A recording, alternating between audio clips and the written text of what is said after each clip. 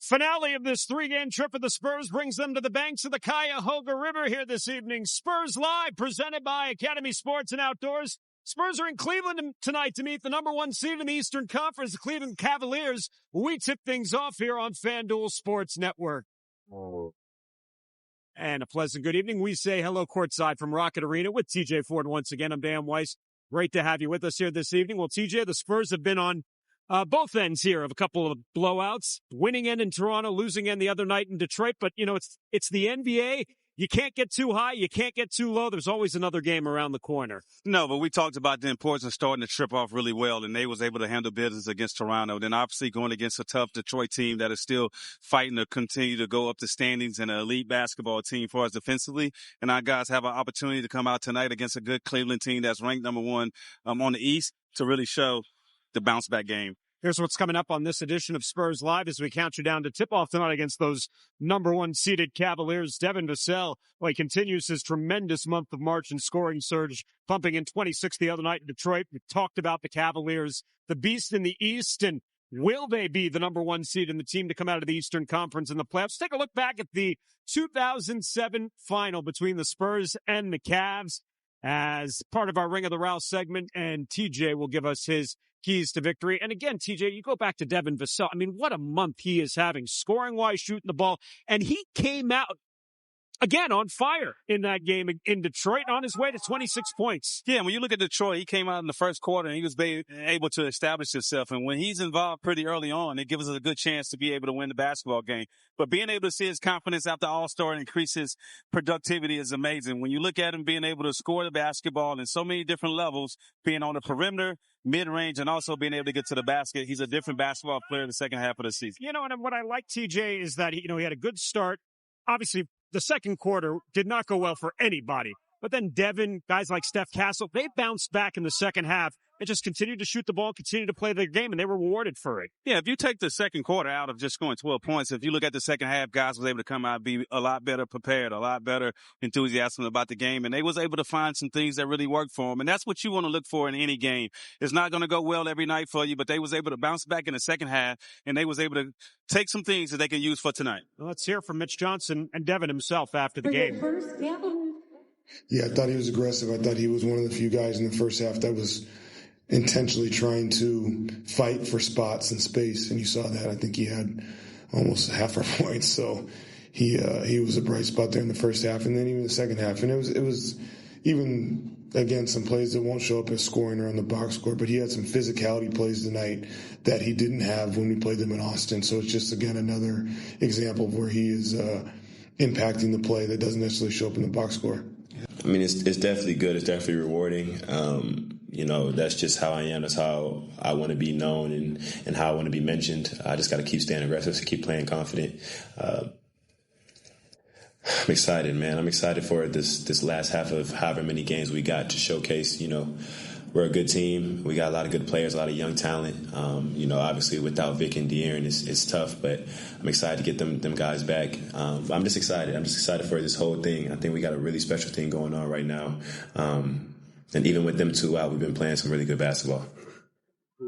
I like TJ that he's embracing a leadership role right now. I think that's certainly part of the development, and especially when you got your two big guns out as well. He's been an established player. He's getting established even though he's young. And being able to take that leadership role with Fox being out and Wemby being out, he said it. They're just trying to showcase this league that they got young talent and they're really going to be on the rise. On the other end of the spectrum, you have a guy who's blossoming into a leader, Stephon Castle. And we talked about him bouncing back from what was a tough first half where he didn't have a field goal, TJ, and then he came back in the second half and he only missed one shot. But that's expected when you're a young guy and you're a rookie. It's going to be game to game. They different matchups. They was putting different opponents on him. But when you look at the second half, he was able to find his rhythm. He was being able to find the things that he could be productive. And he had an amazing second half that he can carry over to tonight's game. And I think a lot of rookies would get discouraged by that first half, and they might let that carry over into the second half. But I think that's what you have to appreciate about a guy like Stephon Castle is that he's able to shake off that first 24 minutes and then go out and do his job in the second. It's definitely just showing the growth, right? These guys are in real time showing growth. Being able to go from one half not being as effective as he normally is to be able to throw it out of the window, focus on the second half, and have a productive points, assists, and just chemistry of getting these guys going where we actually won a few quarters in that second half. Well, the challenge is going to be tough tonight. The Cleveland Cavaliers, 58-14 on the regular season. Number one in the Eastern Conference. Their magic number to clinch the number one seed is 6. This team has one of the best offenses in the league. They have a solid defense. See that bottom note? Evan Mobley's not going to play tonight. He's listed as rest. He did have a foot contusion that kept him out of a game earlier this month against Orlando, but he's played in the last 6 games, TJ. But I mean, it's the first time we're seeing Cleveland up close, which is kind of crazy to think about it here, as we're only a couple weeks away from the end of the season. They have been consistently doing it all season.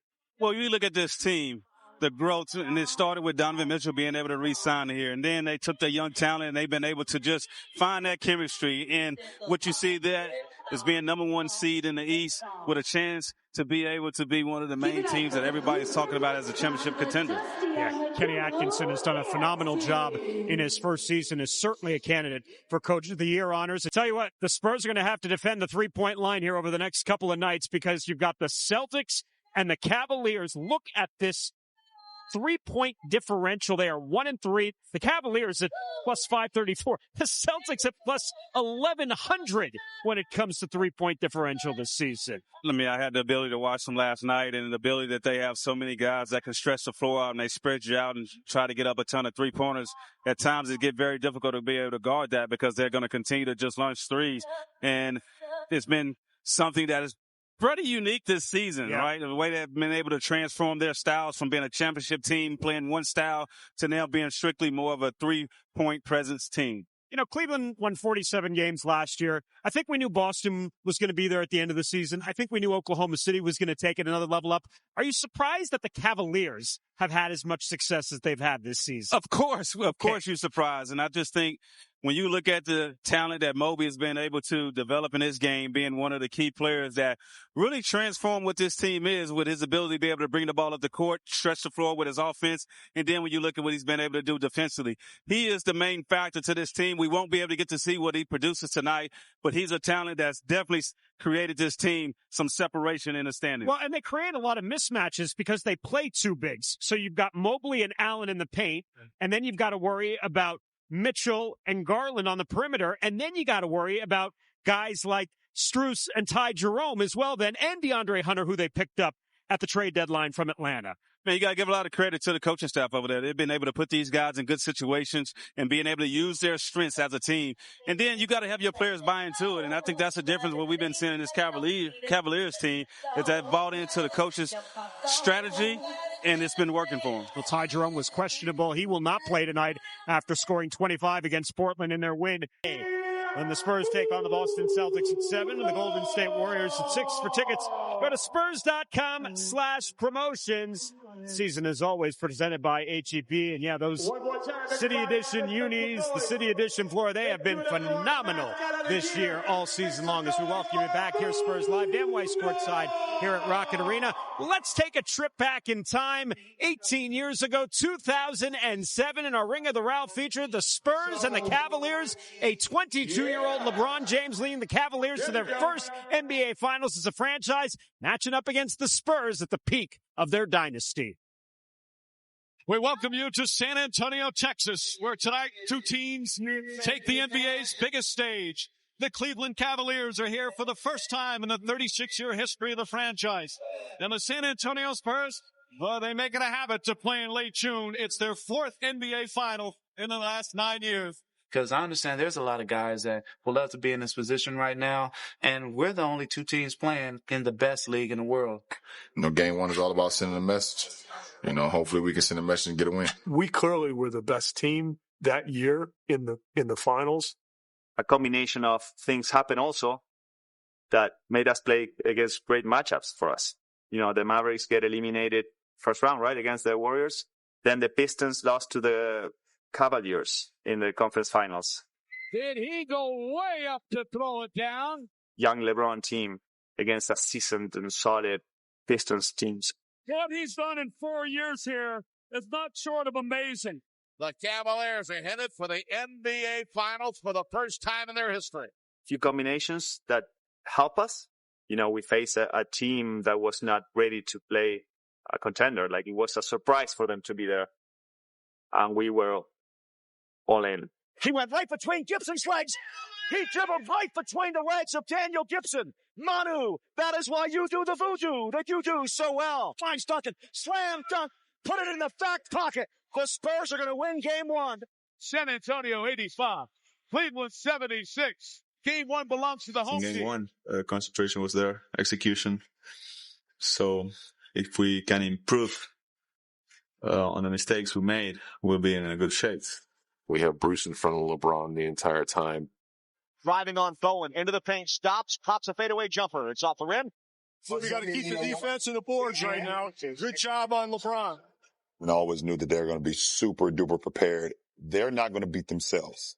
Papa's never going to beat himself. LeBron James is not allowed to play one-on-one because the Spurs are sending 2 and 3 guys at him at all times. This is different. Now I'm guarding LeBron now. Mind you, LeBron still got about 60 to 70 pounds on me. And he's a young player that's not comfortable with his back to the basket. He is so blessed with his ability to see guys on the floor and get them balls here, there. He needed to be out front. But when he was on the block, now it limited that aspect of what his strengths were. Okay, now listen up. We're not leaving any three-point shooter. Everybody's locked up on their own guy. So don't get caught on some kind of a flare or anything. Get over the top. You're taking LeBron by yourself. He was just learning. Unfortunately for him, he didn't have a cast around him where, he could really get a lot of freedom on the floor. What it boiled down to, okay, if we can limit LeBron, then we'll live with those other guys doing what they do. Parker's to the basket. Banks it in. Tony Parker putting on a show once again. That could be the dagger for Cleveland's comeback tonight. And the San Antonio Spurs will take a 2-0 lead. It's too much institutional knowledge, too much experience, too much Tony Parker. They had nothing for Tony. Tony just from the go just had a different, whatever it was, you just saw it in his eyes where he was going to get it done. He took his game to a level that I hadn't seen before. Tony's ability to get in the lane and get past the defenders and really dominate the guards of the Cleveland Cavaliers set the tone for the entire series. Oh, Parker, another pretty move and finish. Sensational play from Tony Parker. San Antonio has a commanding 3-0 lead, and they are 1 win from their 4th NBA championship. Finley is 1 game away, by the way. Not taking anything for granted. They're 1 game away. We don't want to give these guys life. Manu splits the defense, takes all the way inside, lay it up, and good, and he's fouled. Duncan inside, Alberto. Foul, count it, and 1. And the Spurs are on the verge of their 4th NBA championship. And for the 3rd time in 5 years, and the 4th time in their rich history, the San Antonio Spurs are NBA world champions. The Spurs have swept the Cleveland Cavaliers. Each championship is special. The first one, obviously, is my first one. The second one was nice because it was Game 7, so it felt like a Super Bowl. The third one was nice because I get MVP. To the MVP of the 2007 NBA Finals, Tony Parker, we say congratulations and bon chance. It's going to be your league in a little while, but I appreciate you giving us this here. Cleveland was young. LeBron was a very young man then. He wasn't quite LeBron. He was a hell of a player, but we caught him at the right time. Let's put it that way.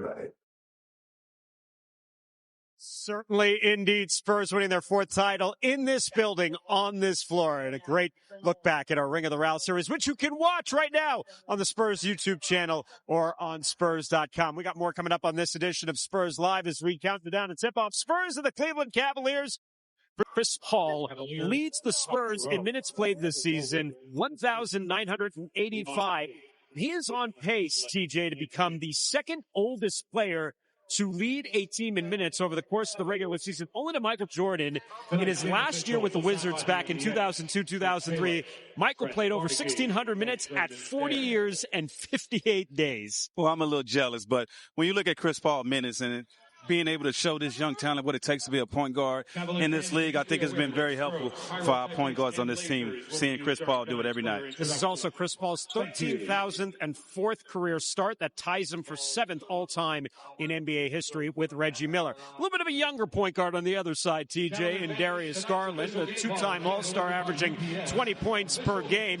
And sometimes he gets a little bit lost when you think about guys like Mitchell and Mobley and Allen, but you can't forget about this guy. No, you can't forget about this guy. This guy's been through a lot, and he's been able to be beside Donovan Mitchell, and he's been able to elevate his game to the next level as a two-time All-Star. And it's going to be a good test tonight for Castle to be able to see what it looks like to go against a big-time player, as you see with Garland. Yeah, in these next two games, Cavs tonight, the Celtics coming up on Saturday night, it's kind of pick your poison, right? Like, they have so many weapons. You have to defend everybody, but you can't commit to doubling. You can't leave guys wide open because teams like Cleveland and Boston who shoot the three ball so well they can burn you. Well, it's going to take a whole team effort tonight to stay mentally locked in and kind of just follow the game plan, because when teams are going to shoot threes, you know they're going to get them up, and sometimes you can fall asleep, and I think that's how the Boston Celtics and Cleveland Cavaliers are being able to kind of catch guys off rhythm sometimes of just different principles that you typically would have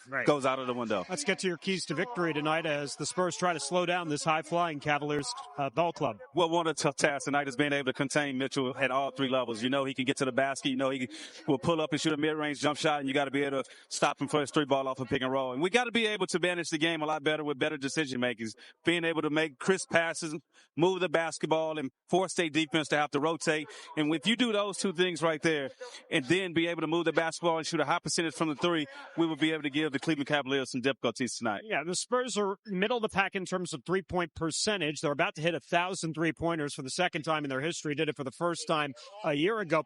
What's different between Cleveland and Boston when it comes to the three-point shot, TJ, is that Boston, basically every shot's a three-point shot, so their percentage isn't as high. Cleveland, they're a little bit more choosy, but they shoot it at 38%. So almost, if not more effective because of when they actually elect to shoot the three ball. Well, two different kind of strategies to get to the three ball. When you look at the Boston Celtics, they have a lot of perimeter players that can handle the basketball, and basically you got 4 point guards out there at one time. But when you look at the Cavaliers, the ball is going to be predominantly in two players' hands tonight, and they're so good in pick and roll to draw defense, they're going to be able to move the basketball and get guys 3-point shots. And the Cavaliers have brought the energy back to Cleveland. They brought the energy back inside this building. Sean always talks about, you were talking about it with the decision making, you can't turn the ball over on the road if you're going to expect to win. No, that's one of the main keys, is not being able to turn the basketball on the road. So when you got to look at this team tonight, we got to be able to be crisp, manage the game a lot better. When things are not going our direction, we got to be able to settle down and make sure we get good looks. And when I look at this thing, I think we'll be all right tonight. TJ joins Jacob for the call on the other side. We're back at the half and after the game to wrap it up on Spurs Live. Enjoy it next year on FanDuel Sports Network.